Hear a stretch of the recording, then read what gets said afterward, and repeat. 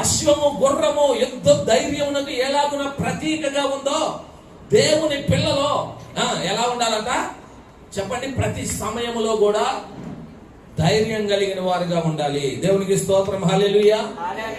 ప్రతి సమయంలో కూడా దేవుని పిల్లలు ధైర్యం కలిగి ఉండాలి. ఎక్కడ కూడా అధైర్య పడకూడదు, ఎక్కడ కూడా పిరిగివారం అయిపోకూడదు. మనం ఎదుర్కొంటున్న పరిస్థితులను బట్టు, మనకు ఎదురవుతున్నటువంటి నిందలు అవమానములను బట్టు, మనము కలిగి ఉన్న కరువులను బట్టు, లేమికిని బట్టు, ప్రియమైన దేవుని బిడ్డలారా, మనకున్నటువంటి ప్రతికూలమైన పరిస్థితులను బట్టు ఎక్కడ కూడా నువ్వు అధైర్య పడకూడదు. నువ్వు పిరిగిదానవు పిరిగివాడవు కాకూడదు. నువ్వు ధైర్యంగా ప్రతి పరిస్థితిని ఎదుర్కోవటానికి నువ్వు సిద్ధపడి ఉండాలి.